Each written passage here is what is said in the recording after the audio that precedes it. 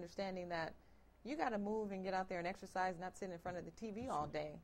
At Peralta, we're also moving towards, we're actually now opening our first clinic at Laney College so that people have access to ancillary services, so that, you know, some people don't have health care. But this gives our students and even the community an opportunity to have access to health care. And it's important for me that as a mayor, that I'm really working holistically with the community, understanding that we need education, we need jobs. People need to be able to afford rent and still have disposable cash left over at the end of the month. And then also, it's important to have good health. And so educating people on having good dietary, and that means putting grocery stores in our communities all over the place, you know, from East to West Oakland. There should be no community where there isn't a chain grocery store where people have access to, where they don't have to pay outrageous prices for fruits and vegetables, and ensuring that we're really working to build some type of system where people have access to health care as well. And going back to your thing, brick by brick, we know that certain things cannot be done overnight. And we know that Oakland didn't fall in its state overnight. It was over the period of time. There are a lot of pipe dreams and a lot of sayings out there that will never come true. But then there are sayings and dreams and visions that can come true because they're right in front of us. Is there anything that you know that is short term instead of long term? Some of our goals are long term. It's going to take a minute, brick by brick, to build a house, but it can be built. But the workers can come now. And the more workers there are building the house, the quicker the house will go up. What is your plan on just obtaining those type of workers with that mindset of brick by brick? It can't be done overnight, but if we come together right now and trust in each other, we can do it step by step. Well, immediately, I think it's important to have communities really involved in the decision-making process, so that many decisions that are made at City Hall negatively impact the community, and they don't even understand how. And then it creates a cyclical effect where maybe if you get a parking ticket, you're not working, but you know, you get a $75 parking ticket. Now you got to decide, do I pay the parking ticket or do I pay my phone bill or light bill? And so if you decide not to pay the ticket, well then maybe a few months later, now you have a boot on your car.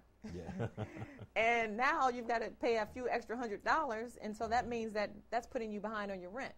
And so many of these decisions that are being made at the city, they don't really consider the average person that lives in Oakland. And we really got to take that into consideration. I believe in transparency. I believe in connecting with the community, creating committees from East to West Oakland, where we're talking about, this is what I said I wanted to do, Job Skills Training Center. We had it in the 60s and 70s. You know, how are we going to do this so that you're connected and you actually have access to the Job Skills Center? We want to make sure that you have access and your family has access. And you're not turned away. Building communities where we're actually talking and getting to know our police officers.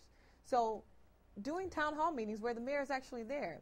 That means that people are more likely to come out to a town hall meeting and really get to know the mayor and, you know, the officers, to really find out what's going on here.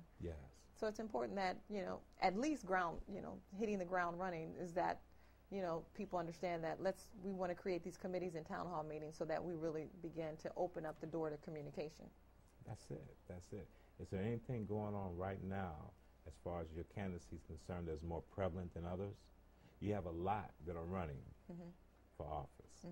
Maybe this mayoral race more so than others. There's a lot on the table, and I want you to let our viewing audience know why they should vote for Marcie Hodge, candidate for mayor. Well, you know, Marcie is a person, and I am, you know, I feel like I'm the person who has the vision that's going to move the city forward. I am a person who is dedicated to the city. I have a passion to see Oakland move forward. I'm completing my second term as a Peralta Community College trustee, and I've also served on the Oakland Budget Advisory Committee. So what do you do as trustee? Well, we're over about $100 million annual budget, and we work to create, you know, vocational programs. So we a lot of times look at connect with the Department of Labor to see what vocational programs we need to really focus on that are expanding and passing budgets. And I'm glad you mentioned that. We also had an unfunded liability, which is what Oakland is facing with its police department. And what that is for the retirees who are leaving, you need the money set aside so that you pay them, you know, their retirement benefits. Yes. And the city of Oakland has that issue to deal with. As a Peralta Community College trustee, we decided to be innovative and bold and create a way that we could actually resolve our unfunded liability, which was about $150 million. And we did it. And many cities around the country are still trying to figure out how to resolve that issue, unfunded liabilities. But we wanted to honor our retirees, and we did. But it takes those kind of actions, regardless of what people are saying, to move forward and to create innovative ways to resolve a lot of our issues. And we were the first in the nation to do it. So we've created really a model to solve those kind of issues. But I would say that I'm an innovative thinker. I'm completing my PhD in organizational psychology, so I understand systems, I understand organizations. And, you know, so I know how to go into a system and change it. I am a transitional leader. So that means that I don't go into an organization and it remains the same, it's static. There are many leaders who go in and they leave the organization the same. They maintain the status quo. A transitional leader goes in to make change.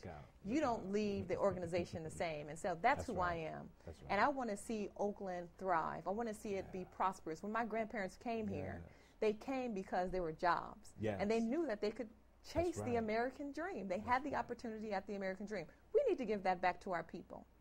This is our city. It's our Oakland. And we deserve better than what we have gotten over the last few years. In other words, all you're saying in short that it is time to take Oakland back. It is. Brick by brick. Brick by brick. We can't do it brick. Overnight, but brick by brick. Exactly. And I love your political viewpoints, but there's also something else about you. Just before we conclude this interview, there's something else. You're very personable. You have a group home. Yes. Tell us about it. Well, I went in with my brother, and we started a group home almost 3 years ago. And it's a group home for boys who are juveniles. What age? From the age about 13 to 18. If they're still in school, they can come and go through our group home. But their probation officers refer them to the group home, St. John's, and it's just a wonder what, you know, love and care and a true commitment can do for young people. So many of our boys have come through our group home and have graduated from high school, have gotten on the honor roll system, have, you know, decided to change their ways through, you know, getting ongoing therapy and additional support services. Very important. So it's been just great having the group home and really working and giving back to my community that has given so much to me. That is great. That is great. Marcie, this has been a pleasure having you on. Now we as a people know more about you, now that we have seen you live and in person, and now we understand your viewpoint. So I can say we can go out and vote with an honest, open, conscious mind now. This has been great. I am Cornell Greene. I have been your host, and my wonderful guest has been candidate for mayor, Marcie Hodge. We'd like to thank W.C. McClinton for making all this possible, and thank God and praise God from whom all blessings flow. Thank you for tuning in. Thank you.